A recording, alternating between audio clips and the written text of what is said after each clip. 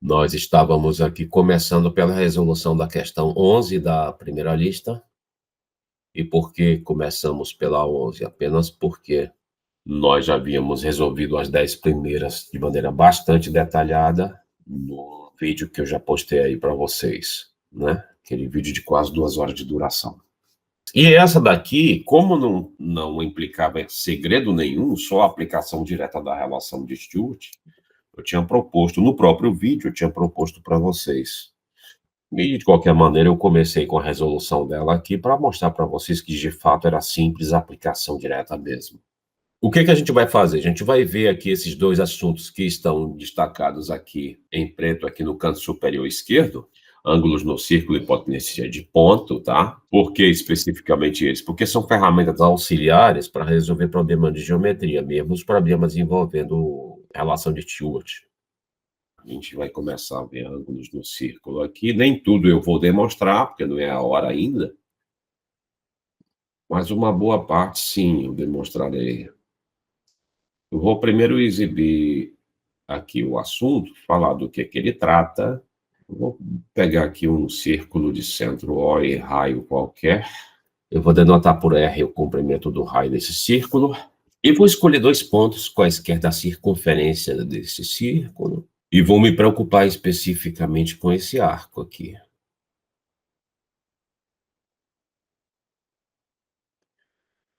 Esse arco AB. E por falar em arco AB, quando a gente tão somente verbaliza arco AB, a gente pode não estar sendo muito claro, porque 2 pontos distintos sobre uma circunferência determinam não um, mas 2 arcos. Tem esse arco AB aqui e tem esse outro arco AB aqui, que faz a volta aqui até chegar no B pelo outro lado, né?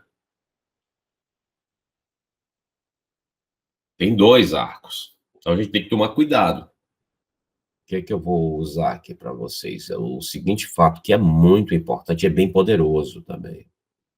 Se você escolhe um outro ponto qualquer, ou escolher um outro ponto qualquer P aqui, na circunferência, e aí você, a partir do P, enxerga o mesmo arco, segundo, digamos, um ângulo θ, então a gente pode usar a propriedade muito importante, que é a seguinte, ó. Esse ângulo, que é chamado de ângulo inscrito no círculo, ele tem a metade da medida do ângulo central correspondente ao mesmo arco. Vamos especificar o que é isso aí. O que é ângulo central, já que eu estou falando em ângulo central? Ângulo central é esse ângulo aqui, ó, cujo vértice está no centro. Então, o que é um ângulo inscrito? Um ângulo inscrito é um ângulo cujo vértice está sobre a circunferência do círculo. E ângulo central é um ângulo cujo vértice está no centro do círculo. Tem uma relação muito importante, pessoal, entre o ângulo inscrito e o ângulo central, quando ambos correspondem ao mesmo arco. Eles têm que corresponder ao mesmo arco para que a gente tenha direito de enunciar esse fato. Que fato? A de que o ângulo central tem o dobro da medida do ângulo inscrito correspondente. Professor, isso vale para qualquer ângulo inscrito no mesmo arco, correspondente ao mesmo arco? Vale. Se eu pego um outro ponto Q aqui, por exemplo, qualquer, na hora que eu quiser enxergar o mesmo arco AB a partir do ponto Q, a gente consegue provar tranquilamente que esse ângulo também tem a mesma medida que esse outro aqui. Por quê? Porque a gente está usando de novo esse fato que eu mencionei. O ângulo inscrito tem metade da medida do ângulo central correspondente ao mesmo arco. Ó, esse ângulo central AOB, ele corresponde ao ângulo inscrito AQB. Portanto, ele tem o dobro de sua medida.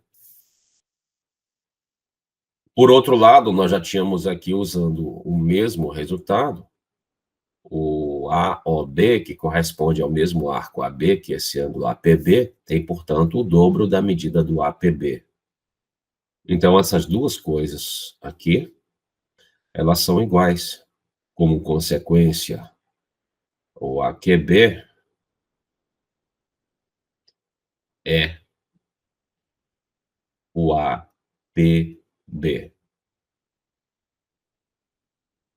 né. Isso é um fato que eu ainda não provei, mas nós, no momento, vamos apenas usar. A prova é bem simples, eu vou fazer daqui a pouco, mas no momento vamos apenas ficar usando isso, e aí depois eu provo, tá. A prova também é importante, mas é mais importante a gente primeiro ver aí a abrangência, o poder do resultado que nós temos em mãos. Outra observação que eu gostaria de fazer para vocês é a seguinte: é um assunto fácil de assimilar, é bem tranquilo, e vejam o poder disso. Isso daqui está dizendo para nós o seguinte: seja onde for que você escolher colocar um ponto, eu vou chamar de xão esse ponto aqui. Desde que a partir dele, na circunferência, você enxergue o mesmo arco, então você pode concluir com certeza que esse ângulo aqui vai ser o mesmo que esses outros que a gente estava colocando.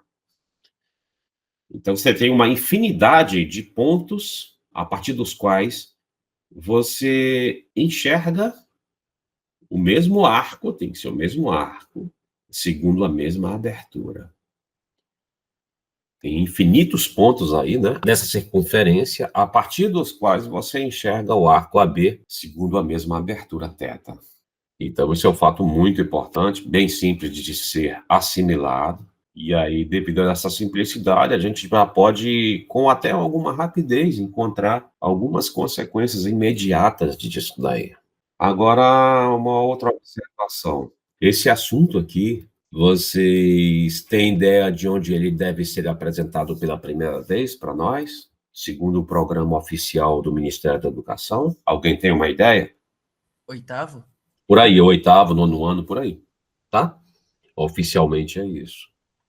E não há nada que impeça que tal coisa aconteça. Primeiro porque a maioria dos professores faz uma coisa que eu até julgo correta num primeiro contato com isso, com alguns assuntos matemáticos, os professores simplesmente apresentam resultados sem necessariamente demonstrar tudo.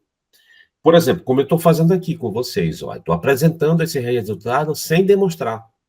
Mas o mais importante aqui é perceber, nesse caso específico, que, assim como muitos outros em geometria, isso aqui é facilmente assimilável, sem falar em demonstração alguma ainda, que também é simples a demonstração, mas sem falar em demonstração alguma, isso é um resultado assimilável.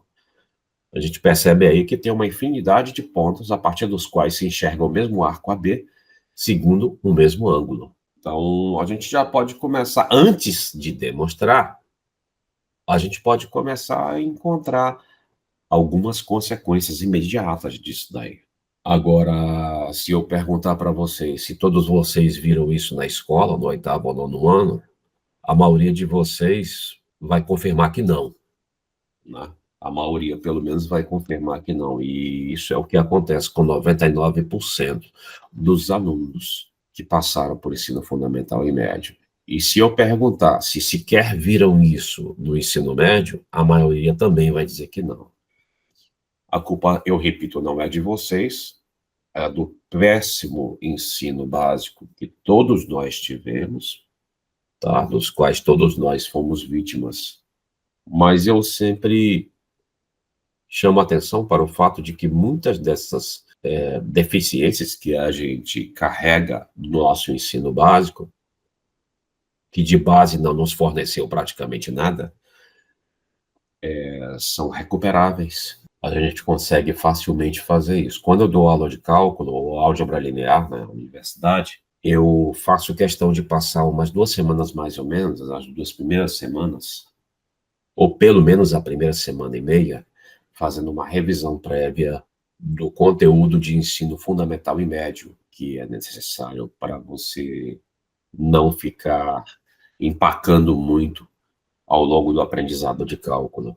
Eu não me importo em fazer isso porque é muito prazeroso para mim. Eu fui professor também de ensino fundamental durante muito tempo, gosto muito disso e gosto até mais por saber quão importante é. Eu gosto mais de dar aula para sétimo, oitavo, nono ano do que aula de análise combinatória, por exemplo, lá no ensino médio. Essa parte básica é muito importante, é muito prazerosa também, eu gosto muito de fazer, eu sei que devido à importância dela, vale muito a pena mesmo a gente fazer uma pequena revisão, e na verdade você sabe que não se trata em muitos casos de revisão, mas a pessoa às vezes está vendo pela primeira vez. Muitos dos alunos de cálculo, álgebra linear, que eu tenho, que eu tive, costumam relatar para mim que comigo estariam vendo pela primeira vez algumas das coisas. Tem colégio, por exemplo, que vocês sabem aí, que jamais passaram trigonometria no ensino médio. E o mérito por ter entrado numa universidade é inteiramente do aluno que foi vítima dessas coisas, mesmo não tendo visto o que era necessário, acabou entrando na universidade. Isso é mérito maior ainda do aluno, né?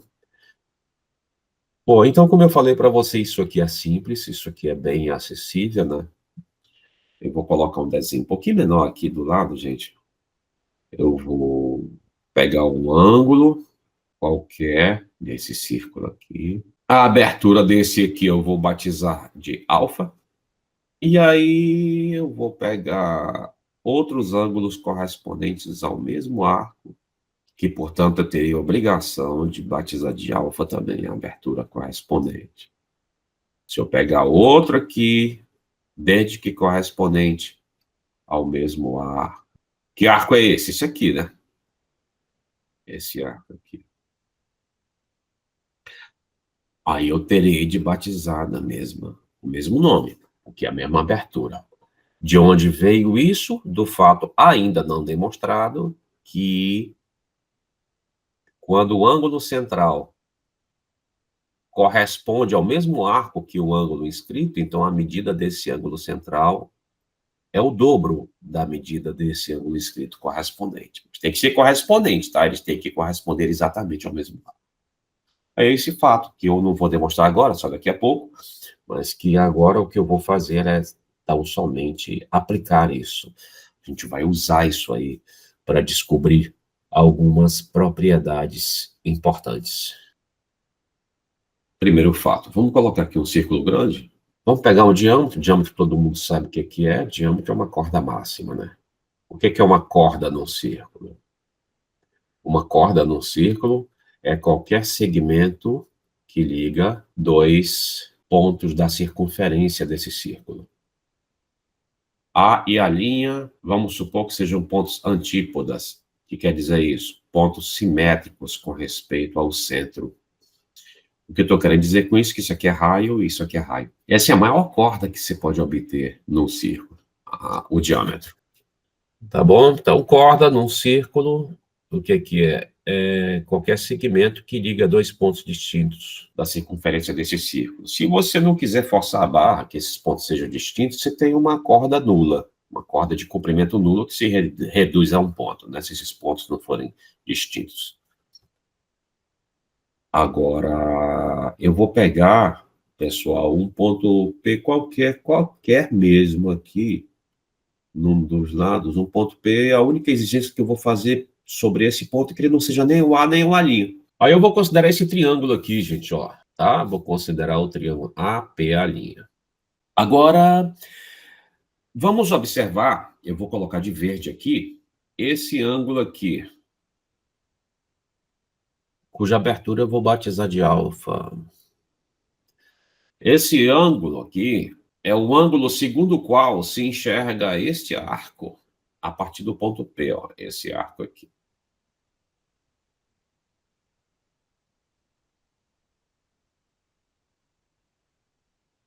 Não é como se tivesse uma pessoa aqui abrindo um ângulo de visada de medida alfa, e com esse ângulo de visada ela está enxergando esse arco todinho aqui.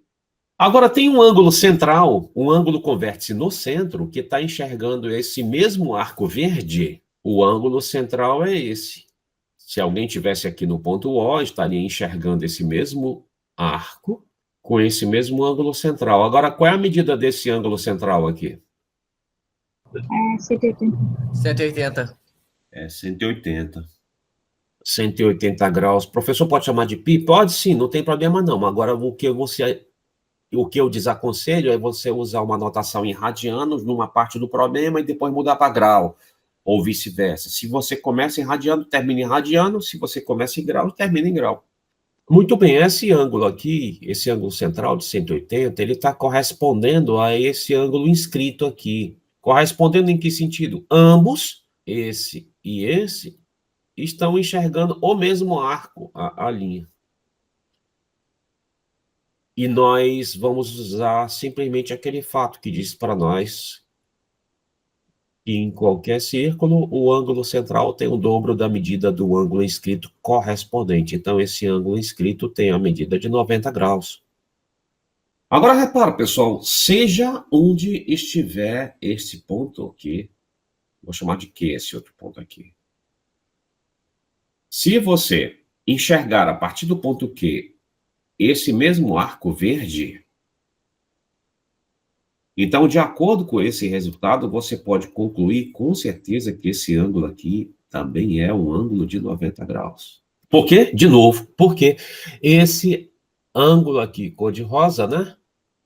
É um ângulo inscrito correspondendo a esse mesmo ângulo central, que tem 130. Portanto, esse ângulo inscrito tem 90 por medida.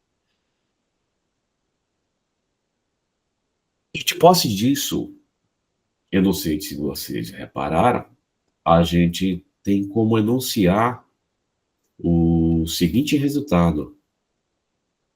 Pega um círculo qualquer, pega um diâmetro qualquer desse círculo, tá? Ou seja, uma corda que passa pelo centro. Isso aqui é raio, isso aqui é raio, né? E aí você pega um ponto qualquer, ponto X qualquer daqui, que não seja os extremos desse diâmetro, e você pode concluir tranquilamente, de acordo com o que a gente descobriu aí, que esse ângulo, com certeza, é reto. Tá? Eu vou chamar de novo de A, esse ponto aqui, só que eu vou chamar de B esse aqui. Todo triângulo XAB inscrito num semicírculo, ó, triângulo XAB inscrito é um triângulo retângulo. Foi isso que a gente provou. O professor pode usar o semicírculo de baixo? Pode também, não tem problema, porque, veja, pega um ponto aqui embaixo, um ponto que eu vou chamar de Y aqui embaixo. E aí você pega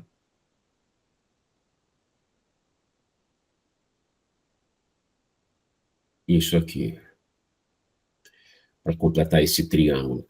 Esse ângulo aqui, ele é reto também. Por quê? Porque esse ângulo aqui, inscrito com vértice em Y, ele está enxergando esse arco AB aqui, arco ao qual corresponde este ângulo central, que evidentemente tem por medida 180 graus. Então, esse ângulo inscrito correspondente a ele tem por medida 90 graus também. Pego qualquer outro ponto daqui, mesma coisa vai acontecer, não tem problema. Ligando isso, aqui eu obtenho, eu vou chamar de Z esse ponto. O triângulo AZB também é um triângulo retângulo pelo mesmo motivo. Então, olha o que a gente provou. Todo triângulo inscrito num semicírculo, inscrito quer dizer, quando o triângulo está inscrito num círculo, deixa eu botar bem pequenininho aqui, porque esse é o fato mais simples de todos que a gente vai ver hoje. Dizer que um triângulo ABC está inscrito num círculo significa simplesmente dizer que seus vértices A, B e C pertencem à circunferência desse círculo. Então, esse triângulo XAB está inscrito nesse círculo. Na verdade, está inscrito num semicírculo, é mais preciso ainda isso. Por quê? Porque todo ele está só num hemisfério, digamos assim, né? Podemos chamar de hemisfério, não tem problema, tá? Num semicírculo. Vamos refinar o que a gente encontrou. Todo triângulo inscrito num semicírculo é um triângulo retângulo, foi isso que a gente encontrou. E outra coisa, a hipotenusa desse retângulo, se vocês repararem, ela está virando o diâmetro, é o próprio diâmetro.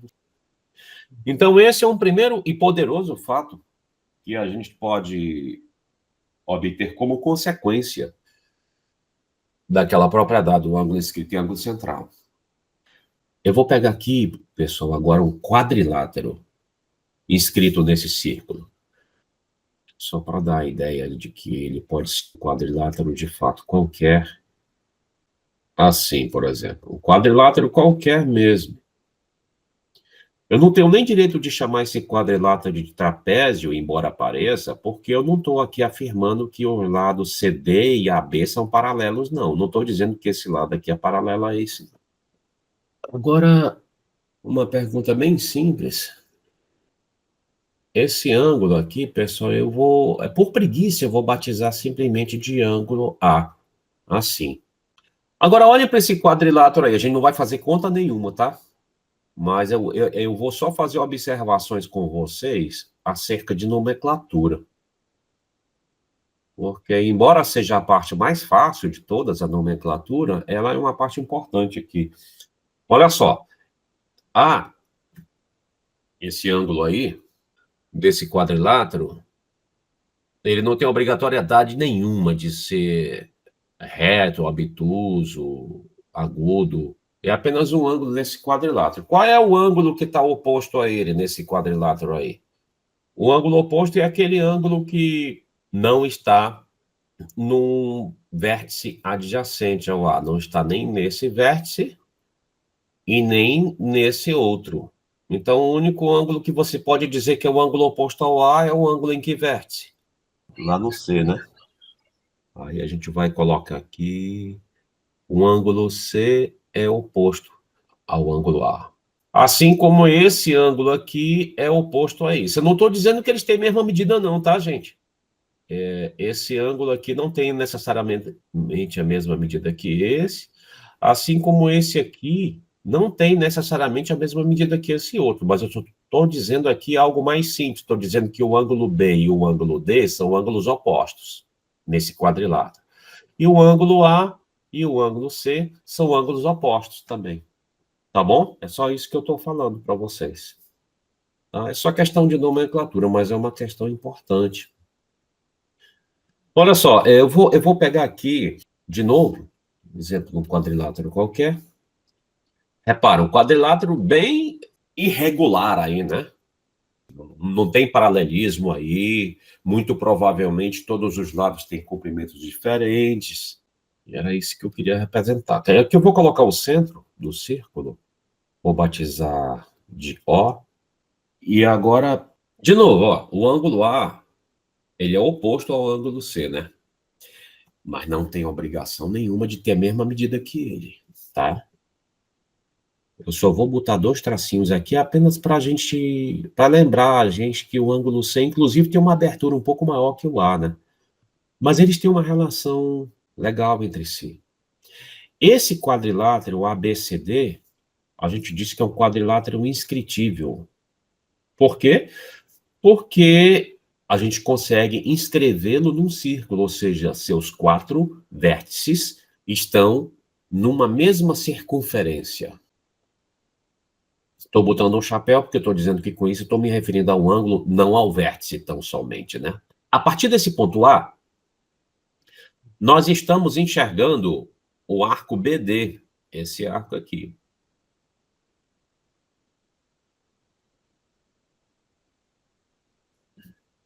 A partir do ponto A, nós estamos enxergando o arco BD. A é um ponto da circunferência desse círculo, a partir do qual se enxerga esse arco vermelho segundo esse ângulo A, né? A partir do centro se enxerga esse mesmo arco vermelho segundo esse outro ângulo aqui.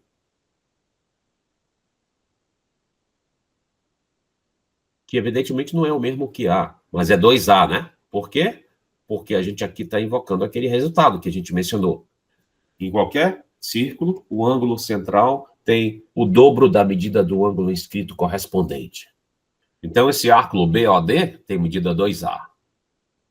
Não sei que medida é essa A. Não sei se é 30, se é 37, se é 48, 59 graus. Eu só sei que esse ângulo no vértice A tem metade da medida do ângulo central correspondente ali, em vermelho.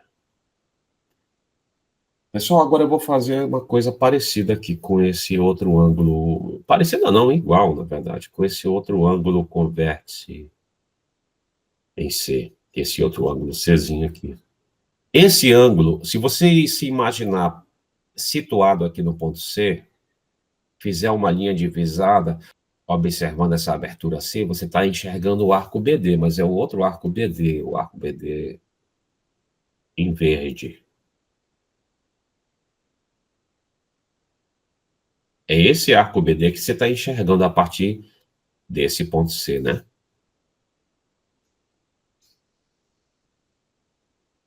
E aí, o que a gente vai fazer? A gente vai olhar e tentar enxergar esse mesmo arco verde a partir do centro.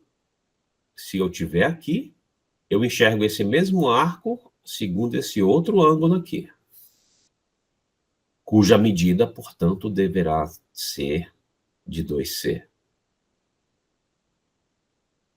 Por quê? Porque esse ângulo central BOD, esse ângulo aqui, central, medido em verde, né?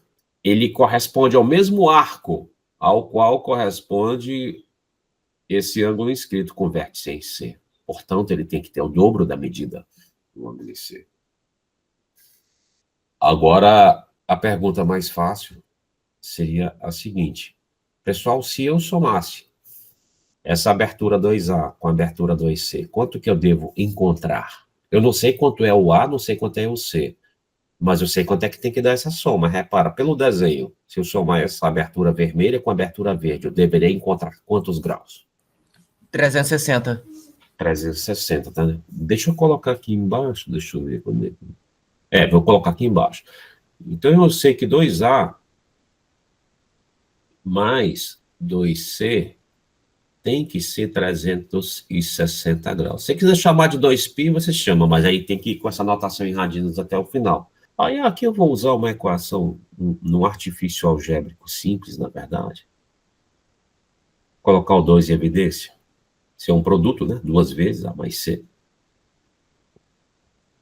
Agora eu concluo que a soma do A com C tem que ser de 180. Repara, gente, eu não sei qual é a medida do A, não sei qual é a medida do C. Eles estão espalhados de uma maneira aleatória aqui nesse quadrilátero ABCD.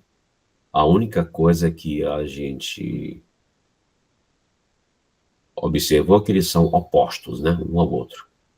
O que foi, então, que a gente acabou de provar? Em qualquer quadrilátero inscritível,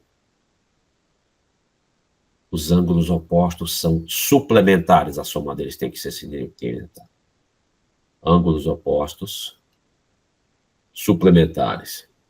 Toda vez que você tiver um quadrilátero inscritível, ao usar esse raciocínio, você vai lembrar que nele os ângulos opostos são suplementares. Agora, claro, ao se deparar com o quadrilátero inscritível, ninguém precisa demonstrar de novo isso. A gente demonstra uma vez para nós mesmos e a partir daí usa direto isso. Se você já se depara com o quadrilátero inscritível, então você já se depara automaticamente com o quadrilátero cujos ângulos opostos são suplementares. Por exemplo, pessoal, esse quadrilátero ABCD é inscritível. Eu não sei qual é a medida desse ângulo no vértice B, mas eu sei que se eu somar a medida do ângulo do vértice B com o ângulo do vértice D, quanto é que eu devo encontrar? Somar o B com D? O B com D. Dá 180? 180 de novo, né? Toda vez que vocês têm um quadrilátero inscritível, os ângulos opostos são suplementares. Agora, cuidado, se você tiver um quadrilátero, gente, vou colocar aqui um quadrilátero de marrom aqui, não inscritível. Vou passar aqui para esse lado assim. Esse outro quadrilátero que eu acabei de desenhar em marrom aqui, ele não é inscritível. Esses três vértices aqui, eles pertencem à mesma circunferência, tudo bem. Mas esse quarto aqui, ele já foge daquela circunferência determinada por esses outros pontos aí. Então, esse quadrilátero aqui não é inscritível. Então, eu jamais poderia afirmar que esse ângulo aqui seria suplementar desse. Não posso, tá? Não tenho esse direito. Na verdade, eles não vão ser suplementares. Aí a gente prossegue. Qual é o prosseguimento natural agora? Uma vez tendo visto a importância desse resultado que a gente enunciou para vocês, e a partir dele poder, por exemplo, deduzir outros dois fatos muito úteis, aí a gente tenta começar a provar esse resultado. O que eu vou tentar provar para vocês agora? Isso que a gente está usando. Vou tentar provar para vocês, mais especificamente, esse fato aqui. Pega aqui um círculo, pega um ângulo inscrito, qualquer. Aí pega o ângulo central correspondente a esse ângulo inscrito. Eu vou provar, aqui, esse aqui é o ângulo central, esse aqui é o ângulo inscrito. Eu vou provar que se essa medida aqui for alfa, então essa vai ser 2α. Eu vou provar que em qualquer círculo, o ângulo central tem o dobro da medida do ângulo inscrito correspondente. Aí eu vou tomar dois pontos, A e B, pessoal.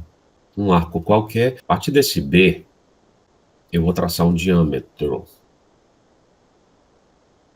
Ou seja, uma corda que passa pelo centro, ó. Vou chamar de B', esse cara aqui. Aí eu vou considerar esse ângulo inscrito, cuja medida eu vou denotar por alfa, e vou considerar esse ângulo central, cuja medida aqui eu vou denotar por beta. Eu não tenho o direito de dizer que é 2α ainda, porque ainda não provei. Agora, vejam, tanto alfa quanto beta estão correspondendo ao mesmo arco AB, a esse arco AB aqui. E aí a gente pode observar coisas importantes. Isso aqui é raio, a distância do centro a um ponto do círculo. Isso aqui é raio, a distância do centro a um ponto do círculo. E isso aqui é raio, a distância do centro a um ponto do círculo. Agora eu quero que vocês olhem para esse desenho e me digam que tipo de triângulo é esse triângulo aqui, AOB'. AOB'. Vamos primeiro identificar que triângulo, onde é que está o triângulo. AOB'. Que tipo de triângulo é esse? Como é que se classificaria esse triângulo AOB'? Isósceles. É isósceles isso, porque tem dois lados que têm mesmo comprimento, né? Dois dos lados têm mesmo comprimento.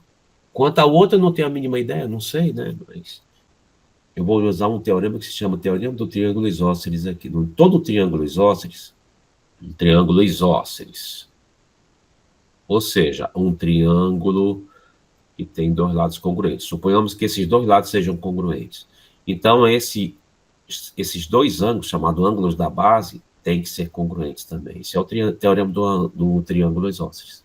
A base do triângulo isósceles é aquele lado que não foi contabilizado como aqueles dois congruentes. Isso a gente chama de base. O que eu estou afirmando para vocês é que em todo o triângulo isósceles, os ângulos da base são congruentes. É um outro fato que a gente vê também logo no início do ensino fundamental. E aí a gente coloca aqui, ó, esse ângulo, portanto, nesse triângulo isósceles, tem que ter a mesma medida que esse outro. Esses dois ângulos aí tem que ter a mesma medida. Agora, um outro resultado que eu acho até que vocês talvez lembrem, de qualquer maneira, a partir de hoje, a gente não terá mais o direito de esquecer. Pega um triângulo qualquer aqui e prolonga um dos lados. Eu vou chamar de, sei lá, eu vou chamar de ângulo A, esse aqui eu vou chamar de ângulo B. Alguém conhece algum resultado que pode me dizer a medida deste ângulo aqui, desse ângulo externo aqui? Eu vou achurar esse ângulo aqui, tá, gente? Professor, dá para descobrir qual é o valor do ângulo que está do outro lado. Daí, igualar ele mais esse, igual a 180. Mas eu não estou entendendo qual é o ângulo que você está falando. O ângulo que está rastreado, não tem? O ângulo que está achurado, sim, Sim. dá para Se nós descobrir. somarmos ele ao ângulo oposto tá oposto a ele, o ângulo Aí, se externo. tu tá falando se somar ele com esse, Isso. pode. Deixa eu dar um nome para esse outro, então. Deixa eu chamar de C. Eu sei que se eu... Agora vamos dar um nome para esse aqui. Deixa eu ver, eu vou X. chamar... vamos chamar esse ângulo... Vamos dar um nome de alfa para a medida dele, tá? Agora, repara. Deixa eu fazer o que tu falou. Se eu somar a medida do C com essa medida alfa, eu tenho que encontrar 180, né? Isso. Serve, tá? Vamos aproveitar esse raciocínio. E aí, Kevin, vamos fazer uma outra coisa agora também. Aqui foi aquela tua sugestão. Vamos aproveitar a tua sugestão e fazer também uma outra coisa. E se eu somar essas 3 medidas aqui, quanto é que eu devo encontrar? 180. Isso. Então, bora fazer isso. Se eu somar o C com o A mais o B, eu também devo encontrar 180. Tudo bem. Agora, reparem, a gente pode comparar essas duas coisas. Nessa equaçãozinha de cima, este cara é aquele que eu somei com o ângulo C para obter 180. C adicionado com esse cara dá 180. Na equação de baixo, isso aqui é que faz o papel dele, porque esse aqui é aquele cara na equação de baixo que adicionado com C dá 180. Qual é a consequência lógica que a gente pode obter a partir daqui? Pela relação que o senhor fez, então significa que alfa equivale à soma dos ângulos A e B. Exatamente. O alfa tem por medida a soma desses dois. Tá bom? Então, em qualquer triângulo, um ângulo externo é a soma dos internos que não lhe são adjacentes. Agora, repara, no nosso caso original aqui, gente, olha o beta aqui. O beta, que eu vou achurar bem aqui,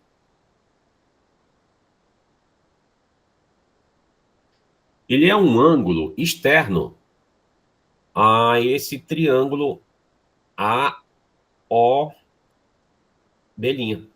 É um ângulo externo, né? Foi obtido mediante um prolongamento ali, né? Agora, vamos usar esse mesmo resultado, pessoal. Vamos usar esse mesmo resultado aí para observar qual é a relação entre o beta e o alfa. A gente pode deduzir qual é essa relação entre o beta e o alfa aqui. Deixa eu pintar aqui o alfa. Olha só, o que a gente pode obter aqui? Esses dois ângulos de medida alfa aí, são dois ângulos do triângulo AOB', eles são dois ângulos internos nesse triângulo AOB', e não são adjacentes a esse ângulo externo aqui. Esse ângulo beta tem a soma dessas duas medidas, assim como a gente deduziu aqui agora. Esse que eu tinha chamado de alfa aqui embaixo, ó, era a soma das medidas do A com B. Esse ângulo beta funciona da mesma forma, a gente poderia provar da mesma forma, só que a gente não vai sempre provar toda vez que a gente se deparar com uma situação semelhante. A gente provou um caso geral e, portanto, pode usar esse caso geral em qualquer caso particular que se encaixe nele, né? Esse beta, como é a medida do ângulo externo nesse triângulo AOB', tem por medida a soma das medidas dos ângulos internos não adjacentes. Então, beta é o dobro do alfa nesse caso. E com isso, a gente finaliza a demonstração de que, pelo menos nesse caso específico, que o B', o O e o B estão alinhados, o ângulo central, de fato, tem o dobro da medida do ângulo inscrito correspondente ao mesmo arco. Pelo menos nesse caso particular. Eu vou ficar só nesse caso particular no momento e depois eu provo para vocês o restante dos casos. Aí a gente já vai provar de maneira geral. No momento, aqui, o que é que a gente vai observar? O que a gente fez? A gente provou que nessa situação tem um ângulo inscrito aqui de vértice B', correspondente ao mesmo arco ao qual corresponde esse ângulo central, e a gente provou provou que esse ângulo central, de fato, tem o dobro da medida desse ângulo inscrito, pelo menos nesse caso. Algum comentário, pessoal? Alguma dúvida? Não, professor.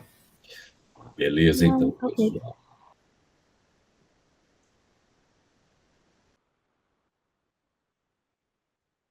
Estão enxergando o círculo, né, gente? Sim. Sim, professor. Beleza. Nós fizemos de uma maneira bem simples, que era a seguinte. A distância OA, eu vou batizá-la de R, então R vai ser também a distância entre o O e o P. Por quê? Porque esse R é o raio do círculo, e a distância entre o O e o B também. Estou chamando de R, batizando de R aqui. Então, são distâncias iguais, simplesmente porque, pela própria definição de circunferência, né? É constante a distância entre esse centro O e qualquer ponto dessa periferia, que é a circunferência por definição. Aí, o que é que nós vamos ter aqui? A gente vai ganhar que esse triângulo achurado aqui, esse triângulo APO, é um triângulo isósceles, porque tem dois lados congruentes, né? Esse lado é congruente a esse aqui.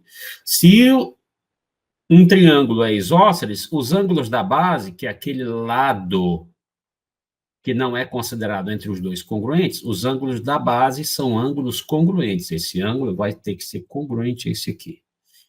Então, é isso que a gente ganha, né? Resumindo, uma vez que esse triângulo é isósceles, OP e OA têm a mesma medida, então os ângulos opostos a esses respectivos lados terão também a mesma medida. Esse é o teorema do triângulo isósceles.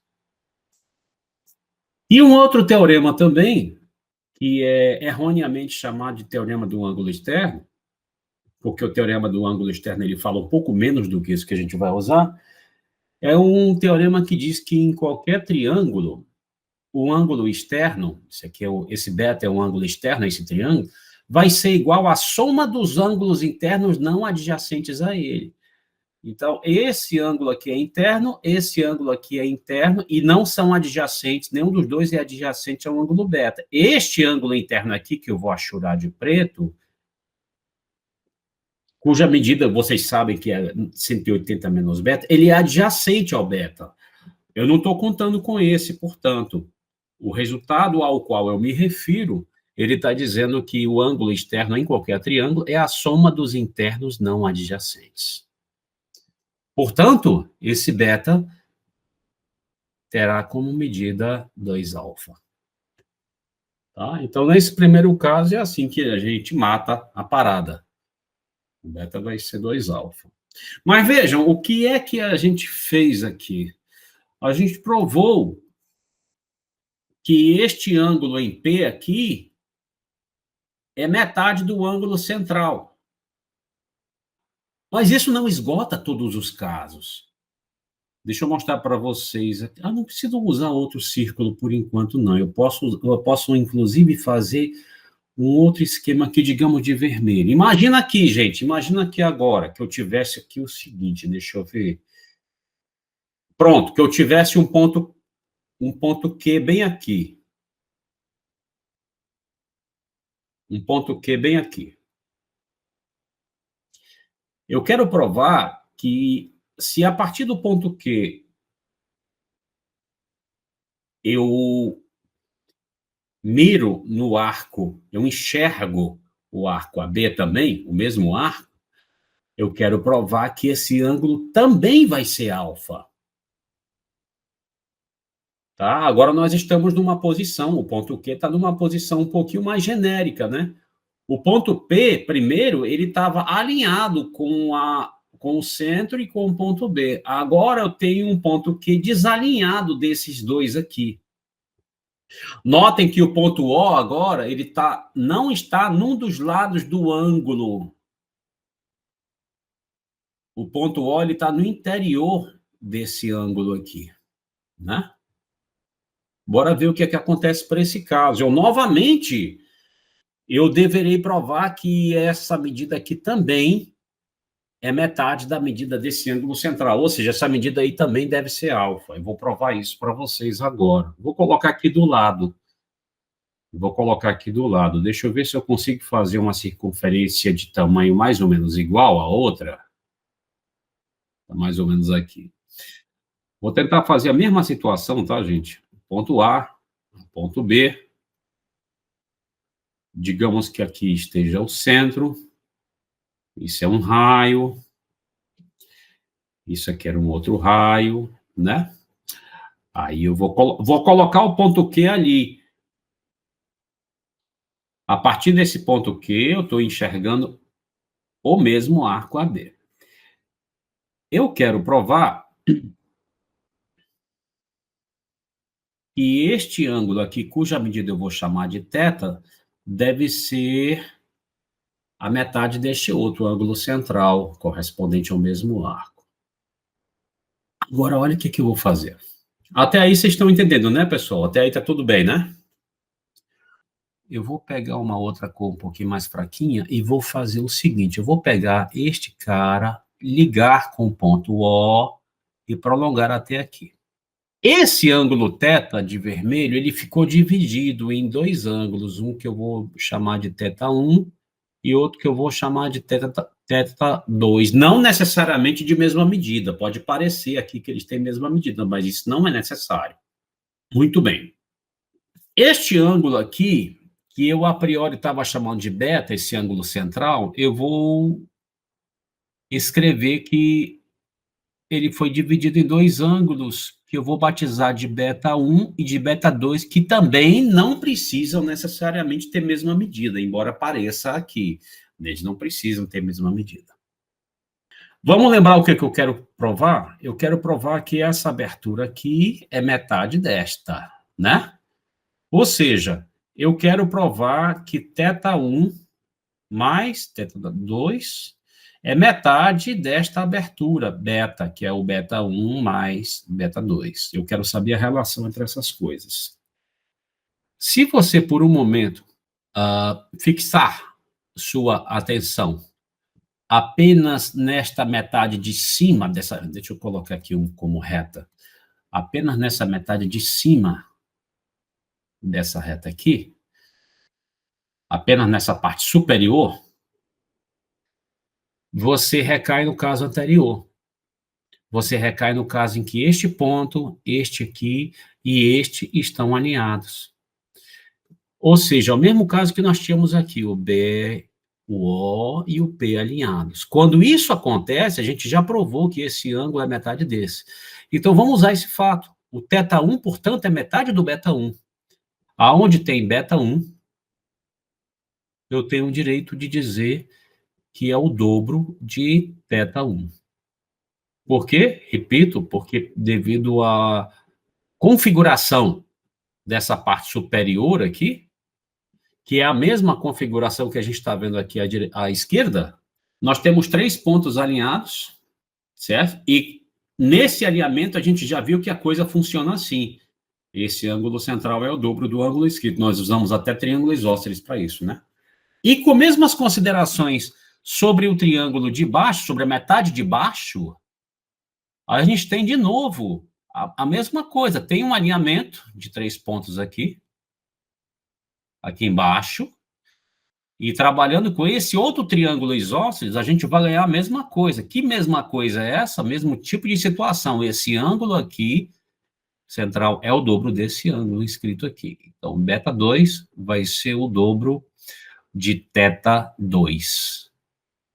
De posse agora dessas duas relações, agora sim, a gente tem como reescrever isso. Ó. Se eu somar o beta1 com o beta2, que era o beta, né? Que era o ângulo beta, eu vou encontrar 2θ1 mais 2θ2. Então, vamos fazer isso. Fica 2θ1 mais 2θ2. Colocando em evidência, fica duas vezes θ1 mais θ2. Só que quem é θ1 mais θ2? É o ângulo θ, que é esse ângulo aqui.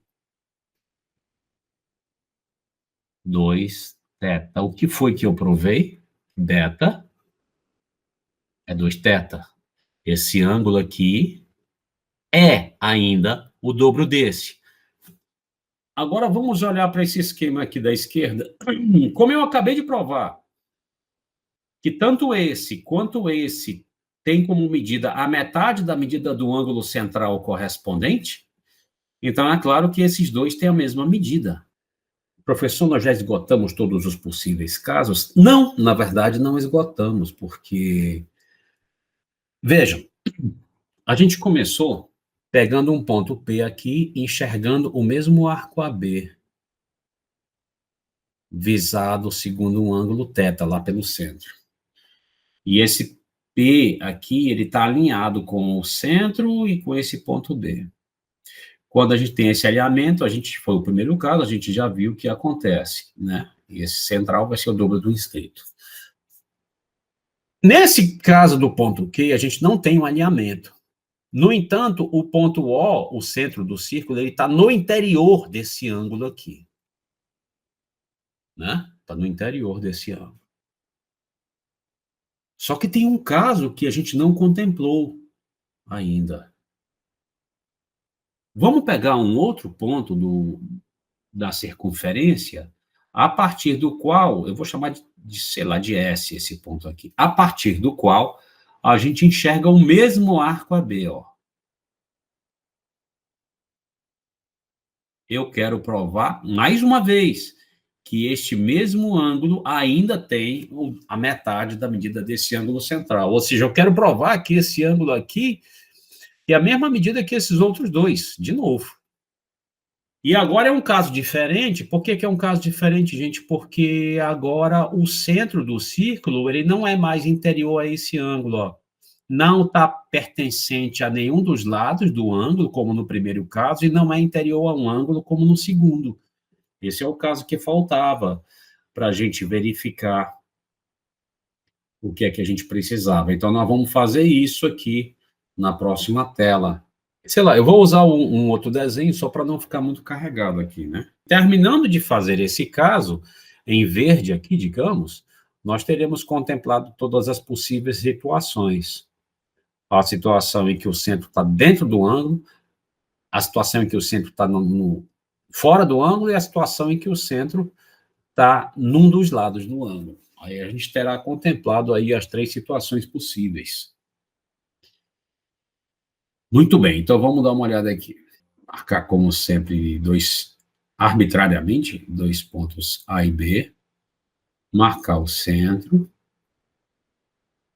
Vou colocar aqui de preto esse ângulo central.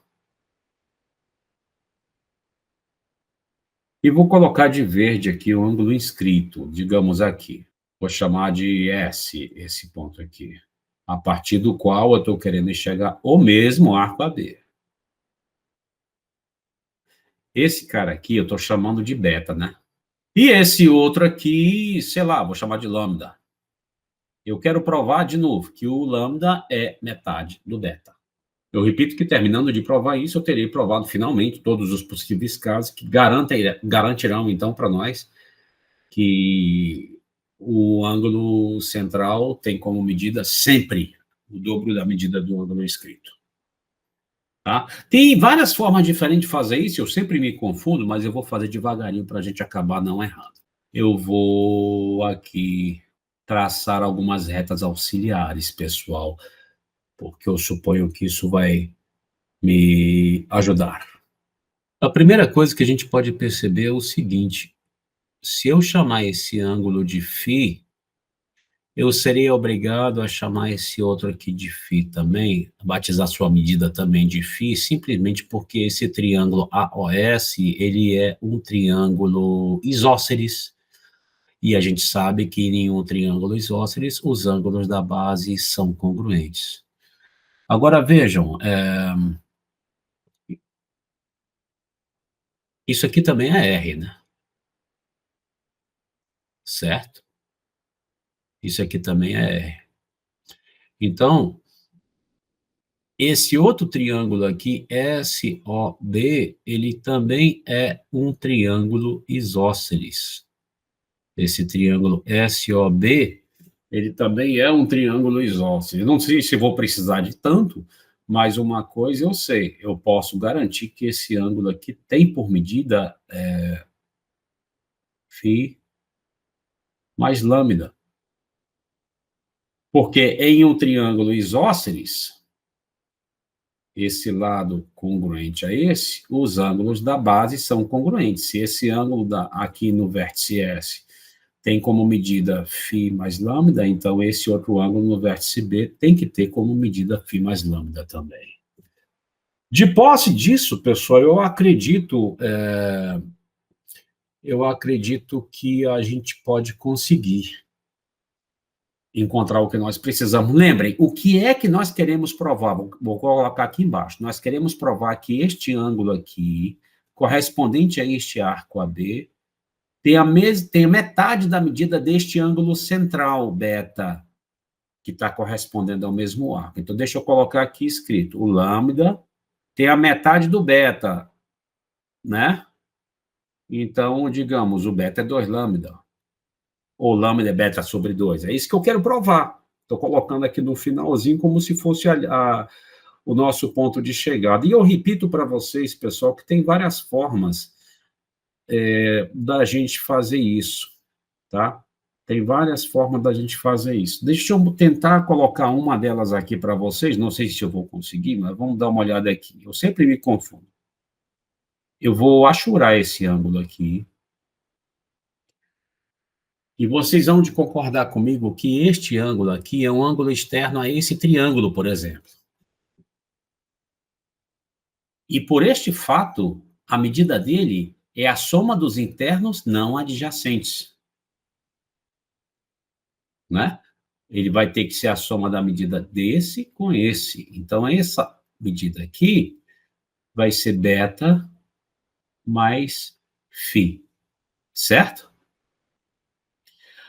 Muito bem.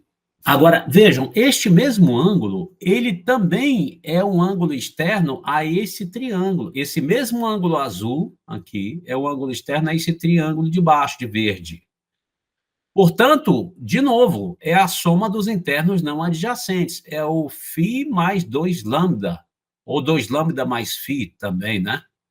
Esse mesmo ângulo é 2 lambda mais φ. Ora, como essas coisas têm que ser iguais, porque, afinal de contas, representam a medida do mesmo ângulo, ao fazer a igualdade, você vai imediatamente encontrar que beta é igual a 2 lambda. O que é que nós encontramos? De novo, que este ângulo aqui que eu estou achurando é o dobro, tem o dobro da medida desse ângulo que eu estou achurando em verde aqui. Por quê? Porque este é o ângulo, esse ângulo aqui é o ângulo central, correspondente a este ângulo inscrito, né? Ambos enxergando aqui o mesmo arco, claro, precisamos disso, né? Nós acabamos provando isso, na verdade, né? Que até neste caso, em que o centro não pertence, e está no exterior desse ângulo, vale também este fato, que o ângulo central tem, por medida, o dobro da medida do ângulo inscrito correspondente. E qual é a consequência que a gente tira daqui, pessoal? Aí eu vou colocar pequenininho, que a gente não precisa fazer tão grande mais. A consequência que a gente tem aqui, desses fatos, é a seguinte: de posse disso que a gente fez, nesses 3 casos, você pensa aí, por exemplo, imagina que você tem 2 pontos, A e B, arbitrariamente tomados aqui no círculo, e aí você tem uma porrada de outros pontos aqui, tá? Não precisa ser igualmente espaçados, tá? A partir dos quais você enxerga o mesmo arco. A partir dos quais você enxerga o mesmo arco. Esse aqui também enxerga no mesmo arco. Desse daqui também enxerga no mesmo arco. Desse daqui também. Tem uma infinidade de pontos aqui que eu poderia colocar, todos eles enxergando o mesmo arco. Que arco é esse? Eu vou colocar aqui em azul, esse arco AB aqui. Todos esses pontos aqui são pontos da circunferência desse círculo que enxergam este mesmo arco. E a gente acabou de provar que se isso acontece, então todos esses ângulos que eu estou pintando aqui em azul terão mesma medida. Certo? Isso aí, como vocês viram, é simples de provar, mas é poderoso. Isso aqui é uma coisa que nos auxilia imensamente. Agora, uma questão de nomenclatura. Pessoal, eu vou batizar de θ a medida comum entre todos esses ângulos aqui. Você tem um segmento AB, que nesse caso é uma corda desse círculo, e nós dizemos que esse outro arco AB aqui, ó, esse de fora, sem ser o azul, o outro, a gente diz que esse é o arco capaz, tá, de enxergar o segmento AB segundo um ângulo θ.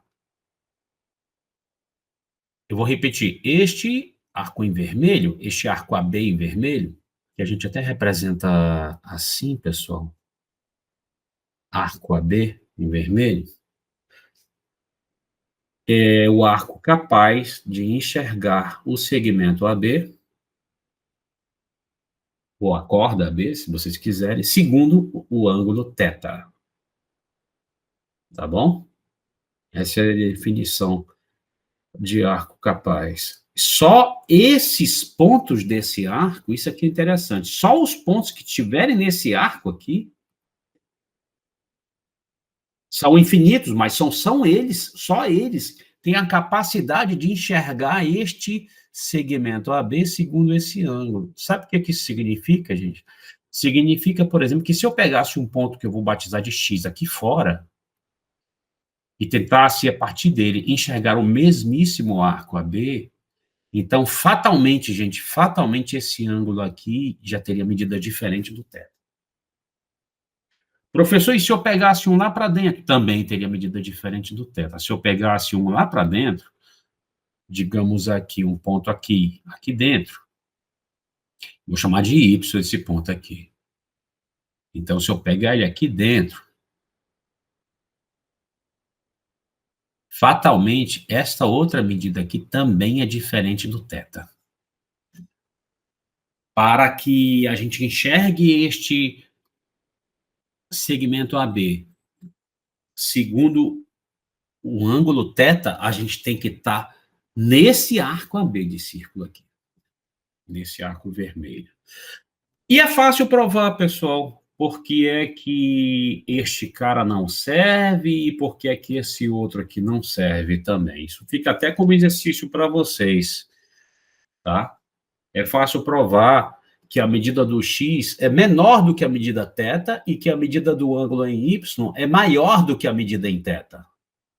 E que, portanto, só os pontos pertencentes a este arco vermelho são os pontos a partir dos quais se enxerga o segmento AB segundo o mesmo ângulo θ. E aí a gente, tá? Então isso fica a cargo de vocês depois, vocês tentem demonstrar isso daí, que o X não serve e o Y não serve. Ou seja, qualquer ponto exterior não serve, qualquer ponto interior não serve. Exterior e interior, que fique bem claro, ao círculo, né? Só serve os pontos deste arco aí, para enxergar segundo esse mesmo ângulo. E aí a gente passa a lembrar algumas consequências que a gente, inclusive, já tinha até falado de uma ou duas delas. Consequências de que fato? Do fato de que o ângulo central é sempre dobro do inscrito. A primeira dela, vamos só lembrar, a primeira dessas consequências, vamos só lembrar dela. Pega um triângulo inscrito no semicírculo. O que é um triângulo inscrito no semicírculo? Você pega um ponto qualquer, P, e aí você pega um diâmetro qualquer aqui. Diâmetro, né? Vamos prolongar isso daqui. Se isso aqui é para ser um diâmetro, é porque este ponto aqui, que é o centro, e esse estão alinhados, estão numa mesma reta. Aí eu considero esse triângulo aqui, PAB. eu considero esse triângulo PAB. Eu afirmo que o ângulo APB é um ângulo reto. Por quê? Porque, veja, olha esse arco azul aqui. Esse arco azul AB aqui, ó. É um arco que está sendo enxergado por este ângulo inscrito. Vou chamar de θ, a medida dele. Só que esse ângulo inscrito está correspondendo a este ângulo central. Por quê? Porque ambos enxergam o mesmo arco azul. No entanto, esse ângulo central, pelo fato do A, O e o B estarem alinhados, esse ângulo central tem 180 de medida, né? E como em todo círculo o ângulo central tem o dobro da medida do ângulo inscrito correspondente ao mesmo arco, segue que este ângulo aqui tem a metade desse como medida. Então, esse ângulo é π sobre 2, ou seja, 90 graus. O que a gente acabou de provar, na verdade, de lembrar, né, porque nós já havíamos feito isso, que todo triângulo inscrito num semicírculo, e repare isso, é um semicírculo, porque a gente tem aqui então, na parte de cima, todo triângulo inscrito em um semicírculo, ele é um triângulo retângulo. E a gente, não sei se vocês se lembram, por tabela, a gente já conseguia garantir que a hipotenusa desse triângulo era o próprio diâmetro, né? Raio. Né? Todo triângulo inscrito num semicírculo é um triângulo retângulo e a hipotenusa é o próprio diâmetro. Certo? A gente tinha provado isso. Agora a gente vai mexer com um triângulo mais genérico, ainda inscrito num círculo. Não agora num semicírculo, mas inscrito num círculo. E a gente vai aproveitar coisas daí também. E agora vamos usar, como eu falei, aqui, um triângulo inscrito num círculo, não necessariamente num semicírculo. Vou pegar, tá aqui, um triângulo bem genérico, pessoal, bem genérico, tá? Coisa boa é quando o aplicativo colabora. O outro dia estava horrível de eu conseguir fazer desenho aqui. ABC, por exemplo. Vamos localizar aqui o ponto O, pessoal, o centro do círculo, que é chamado de circuncentro do triângulo. Vamos localizar ele aí. Vamos supor que esse O seja o centro desse círculo. Vejam, esse triângulo aqui, esse triângulo ABC é um triângulo bem genérico. O que eu quero fazer aqui, gente? Eu quero mostrar para vocês uma relação importante que, inclusive, já foi exibida também em aula anterior, em conexão com a lei dos senos. A gente não vai ficar repetindo aqui a lei dos senos, não se preocupem, mas a gente vai chamar atenção para um detalhe que foi visto por lá. Isso aqui é raio, e isso aqui é raio. Vou até representar aqui, raio e raio. Né? E esse ângulo aqui, pessoal, é um ângulo central, a partir do qual se está enxergando este arco BC azul aqui, né? Agora vejam, esse ângulo aqui, cuja medida eu vou chamar de alfa, é um ângulo inscrito, né? É um ângulo inscrito, seu vértice está na circunferência, a partir do qual se enxerga o mesmo arco azul BC. O mesmo arco enxergado por aquele ponto O. Então, nós já sabemos a medida deste ângulo. Qual é a medida desse ângulo aqui? 2α, né, professor? Ele é o 2α, porque é por ser o ângulo central, né? Correspondente ao mesmo arco que esse ângulo inscrito. Então, isso aqui é 2α. Esse ângulo aqui tem por medida 2α. Vou colocar aqui, 2α, bem aqui. Olha o que eu vou fazer agora. Eu vou fazer agora a parte mais fácil, que é assim, ó. Vamos pegar e puxar pelo ponto O uma perpendicular aqui ao lado BC.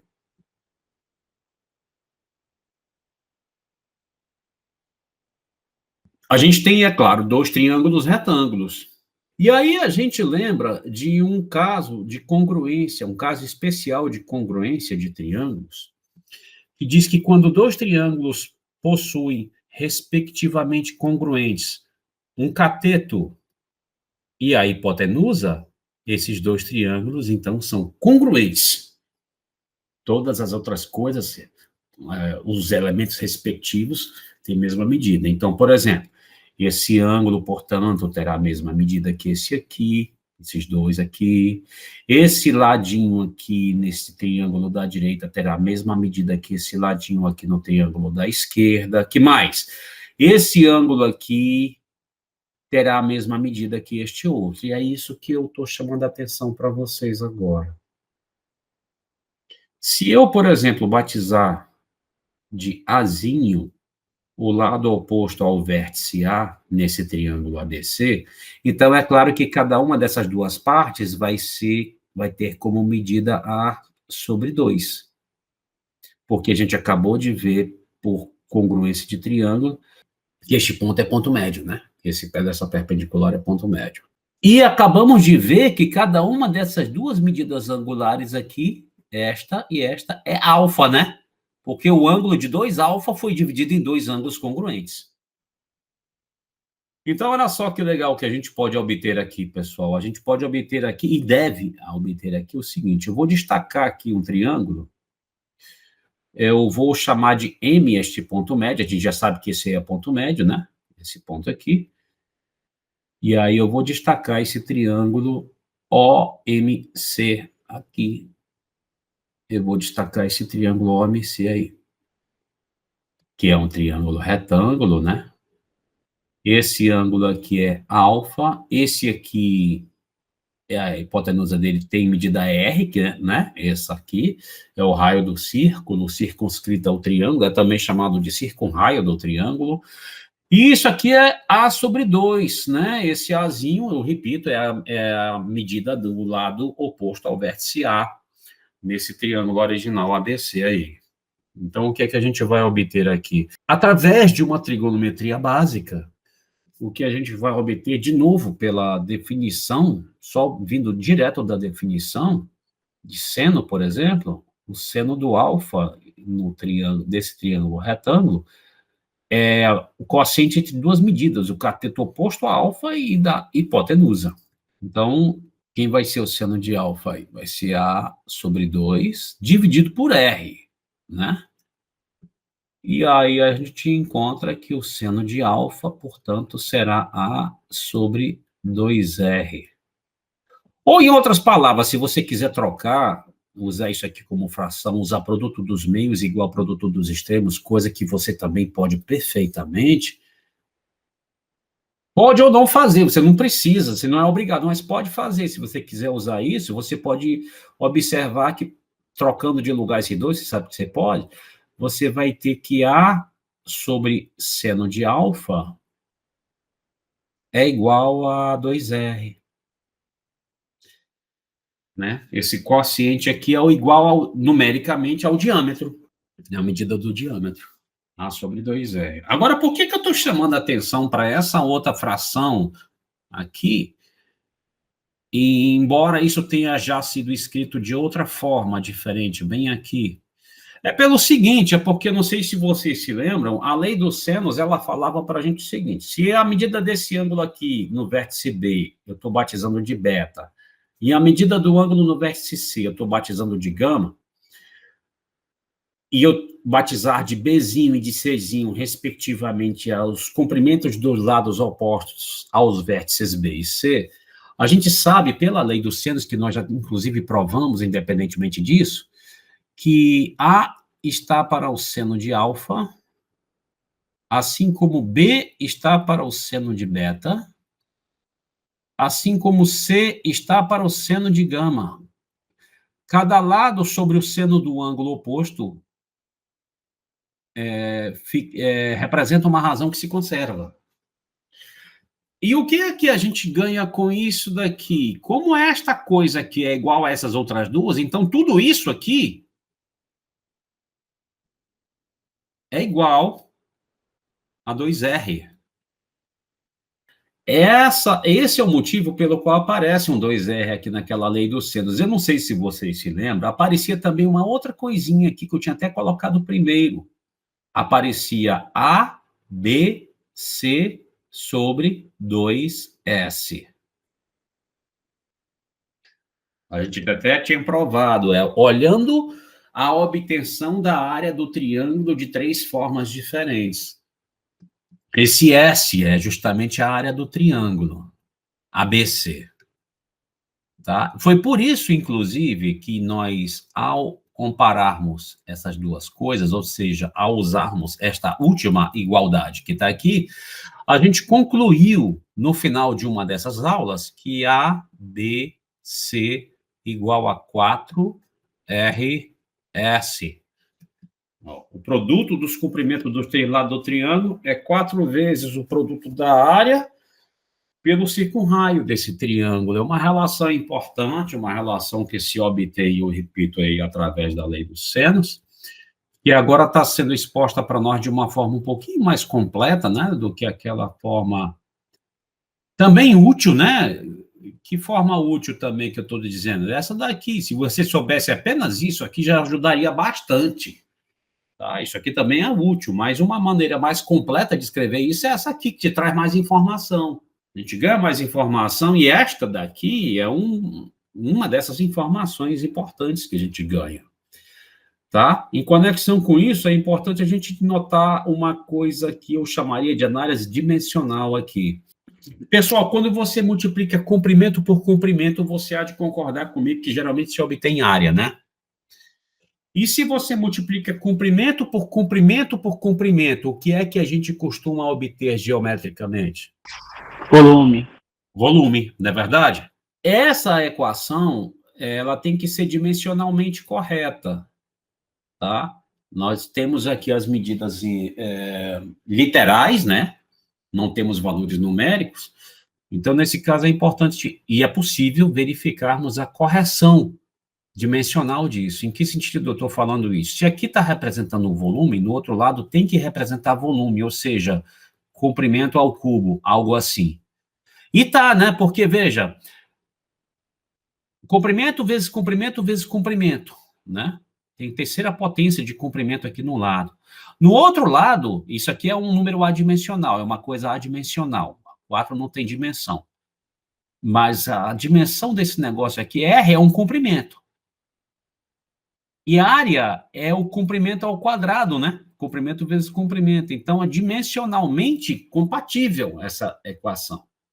Que é um teste que a gente pode fazer para verificar em várias ocasiões, na verdade, se os nossos resultados estão chegando com correção, se a gente está chegando corretamente aos resultados pretendidos. E isso é muito útil, pessoal. Eu vou dar um exemplo para vocês. Eu participei uma vez de uma competição matemática e nós ficávamos encarregados de resolver determinados problemas. Eles passavam uma lista de exercícios para nós ficávamos encarregados de resolver. E aí a gente tinha um dia lá, acho que eram 2 ou 3 dias depois que recebi essa lista, para poder resolver esses problemas na frente de todo mundo. Não era uma prova escrita, simplesmente. A gente tinha que chegar lá na frente e resolver. E aí eu encarei uma questão que pedia para que a gente encontrasse uma fórmula para a distância entre o incentro e o circuncentro de um triângulo. O circuncentro do triângulo, pessoal, você olha aqui no triângulo ABC, o circuncentro é isso aqui que vocês viram ainda agora conosco, né? É o centro do círculo circunscrito ao triângulo. E o que é o incentro do triângulo? O incentro do triângulo, que é uma coisa que a gente vai ver depois com mais propriedade, é o ponto de encontro das 3 bissetrizes internas do triângulo. É um ponto que não necessariamente coincide com o outro. Esse aqui é o incentro. Então, essa questão, ela estava pedindo para que a gente encontrasse uma fórmula para essa distância entre o incentro e o circuncentro de um triângulo. Esse incentro, ele tem uma propriedade interessante, ele é equidista dos 3 lados do triângulo. Essas 3 distâncias aqui que eu estou colocando, desenhando de maneira muito mal feita, são iguais. Eu vou chamar de Rzinho essa distância aqui. Esse é chamado in-raio. Por quê? Porque ele é precisamente o raio do círculo que tangencia interiormente esse triângulo. É o raio do círculo inscrito ao triângulo. Então, o Rzão é o circunraio do triângulo, é o raio do círculo circunscrito ao triângulo, e o Rzinho é o em-raio do triângulo, o raio do círculo inscrito ao triângulo. Essa distância aqui, pessoal, é raiz de R2 menos 2RR. Tá? O que aconteceu nessa questão que me propuseram foi que ela estava com um dado errado. Tá? Ela estava com um dado errado. Alguma coisa aqui estava dimensionalmente errada. Tá? Eu acho que faltava uma letra aqui, faltava um desses dois R's aqui, ou então tinha R demais, tipo potência demais aqui. A fórmula correta é essa que eu escrevi para vocês aqui, gente. Vejam, comprimento vezes comprimento, aqui é comprimento vezes comprimento. Então, isso aqui é como se tem a dimensão de área, tá? Tem um sinal de menos aqui, mas isso aqui é ou uma soma ou uma subtração com dimensões iguais, continua dando o mesmo tipo de dimensão. O que eu estou dizendo com isso? Estou querendo dizer para vocês, se somar ou subtrair áreas, você encontra uma área, certo? Então, fatalmente, aqui dentro da raiz, você vai encontrar a raiz quadrada de uma área, ou a raiz quadrada de uma coisa com esta característica dimensional, comprimento quadrado, que é claro que vai lhe dar comprimento como resultado. E isso está dimensionalmente compatível com o que se queria na resposta, olha, porque isso aqui, como distância, é um comprimento, tá? De acordo com o que tinha sido posto para nós no enunciado desta questão, eles tinham colocado com um determinado erro, eu não me lembro o que foi, eu acho que foi o esquecimento de um desses dois R's aqui, que tornava a expressão dimensionalmente incorreta. É muito importante a gente avaliar essas dimensões aí. É uma das maneiras da gente ver, isso é muito usado em física, principalmente, tá, gente? Isso é uma das maneiras da gente saber se a gente está certo. Inclusive, em física, você consegue até prever fórmulas, encontrar fórmulas de relações físicas importantes através apenas da análise dimensional. Então, eu percebi que havia um erro no enunciado, e, inclusive, achei até um livro um livro do qual eles tiraram aquela questão. Foi quando eu encontrei esse resultado pela primeira vez na minha vida. E nesse livro, o erro acontecia porque a sugestão de solução estava errada também.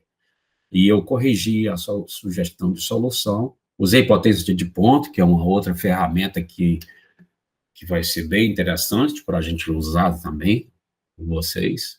E aí eu, através da análise dimensional, em suma, eu descobri que ela estava errada. Aí eu descobri qual era a solução correta, qual era a fórmula correta e apresentei lá. Tá? Então, a análise dimensional é uma coisa muito importante, ela é uma coisa que ajuda a gente imensamente. E agora, a gente, sem mexer muito com quantificação, a gente não vai se preocupar tanto com valores, com as medidas das coisas, com fórmulas. A gente vai se preocupar nesse final aqui dessa aula de hoje apenas com identificação visual. A gente vai mostrar um triângulo qualquer, de novo, inscrito num círculo, e a gente vai fazer algumas comparações.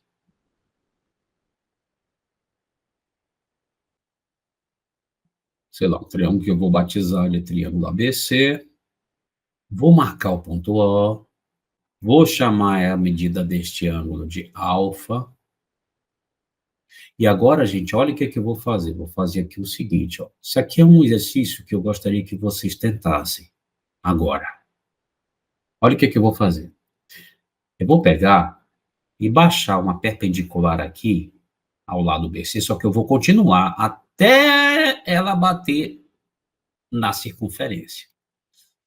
Então, bateu aqui, perpendicular, e eu prolonguei essa mesma perpendicular até bater nesse ponto que eu vou batizar, digamos, de D.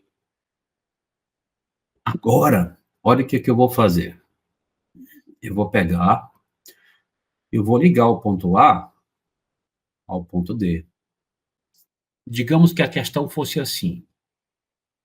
Quanto é que é essa medida θ? Em função do alfa.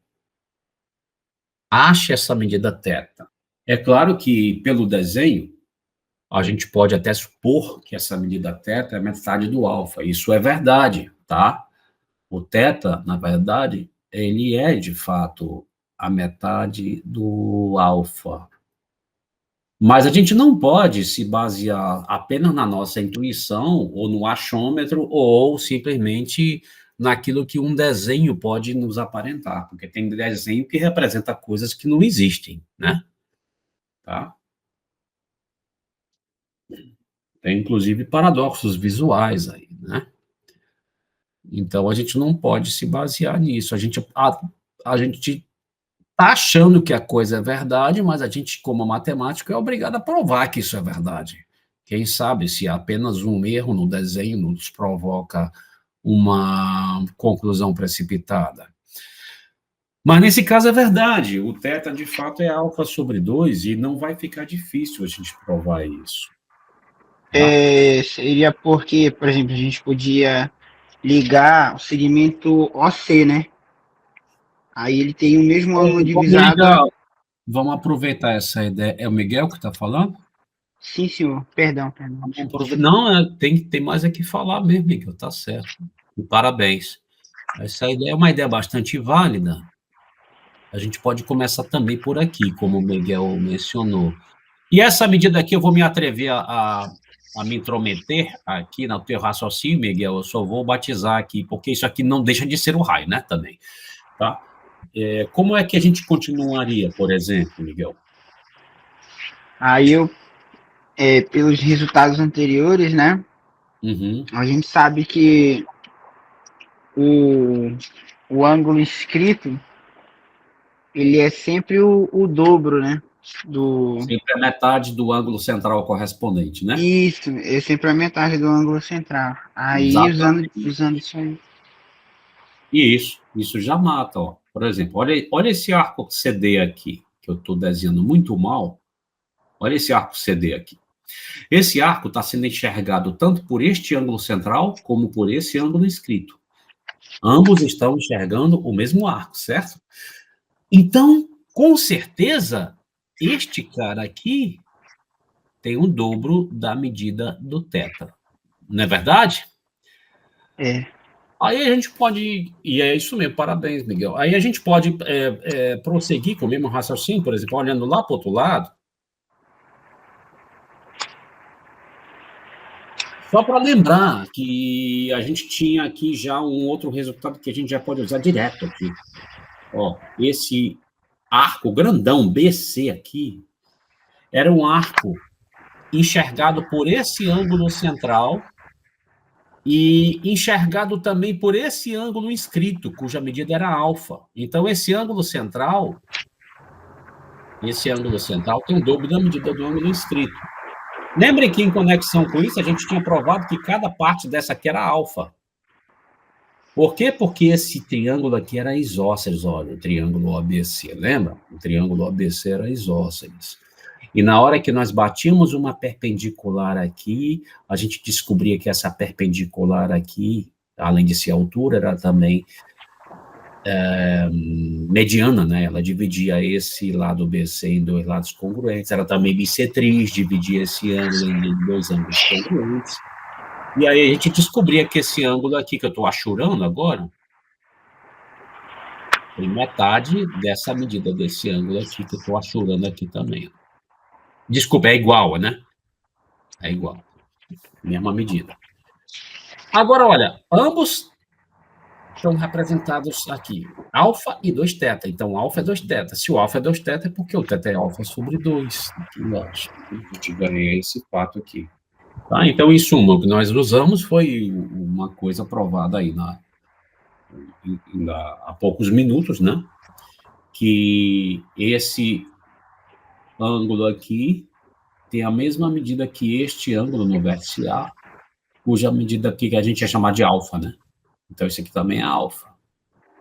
Tá? E por aquela observação que o Miguel fez, esse mesmo alfa aqui tem um dobro da medida desse ângulo inscrito correspondente, né? Que é o θ. A gente pega um triângulo qualquer inscrito no círculo aqui, aí Pelo ponto O, pelo centro do círculo, a gente baixa uma perpendicular ao lado oposto ao A, prolonga essa perpendicular até encontrar num ponto B, o círculo, a circunferência.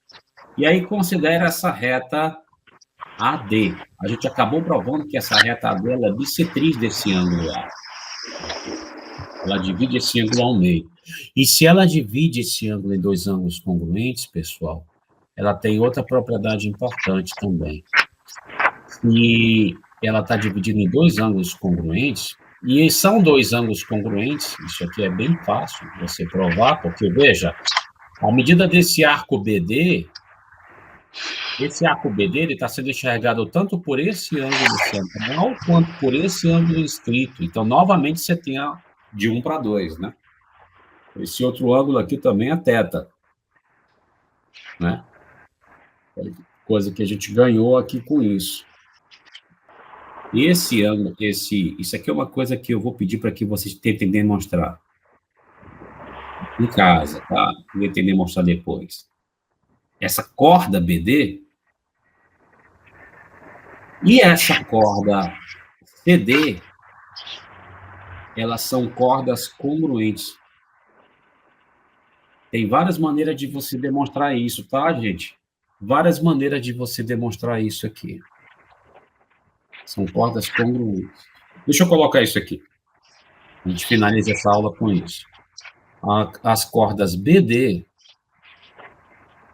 e CD são cordas congruentes, ou seja, suas medidas são iguais. Tá? Tem várias maneiras, eu repito, da gente provar isso daí. Uma delas aqui, por exemplo, eu vou provar de uma forma aqui agora para vocês, aí depois vocês tentam provar depois de outra. Esse triângulo é um triângulo retângulo. Esse aqui também é um triângulo retângulo. São dois triângulos retângulos congruentes. Por quê, gente? Porque esse cateto aqui tem a mesma medida que este cateto. Nesses dois triângulos. As medidas são A sobre 2. E é claro que este cateto azul ele é partilhado por ambos, né? Então, é evidentemente a mesma medida para os dois triângulos. Se dois triângulos retângulos partilham as medidas dos catetos correspondentes, então esses dois triângulos são congruentes. Ora, se esses dois triângulos são congruentes, é porque suas hipotenusas são congruentes. Isso já é, então, uma demonstração. Tá? Então, a gente já vai aproveitar aqui para dizer que a gente já tem em mãos outra ferramenta, né, que é essa daqui, que a gente pode e deve usar extensivamente, tá? Eu não me lembro se isso aqui vai ser necessário para os próximos problemas dessa lista de exercícios sobre relação de Stilt. Nós já fizemos até a 10ª, na verdade, até a 11ª, e eu, humildemente, sinceramente, eu não me lembro se a gente vai ter que usar isso daqui como ferramenta nesses próximos problemas. A gente usou pelo menos uma vez em uma delas. Mas nos próximos, eu não sei se usaremos. De qualquer maneira, é uma ferramenta que aparece com muita frequência, com sua utilidade aí, em muitos problemas. É muito bom que nós tenhamos ela aí. E a próxima ocasião, a gente já vai prosseguir com os problemas restantes da lista de relação de Stilt. Em breve, a gente já finaliza essa lista. Alguma observação, pessoal? Alguma pergunta? Está tudo bem?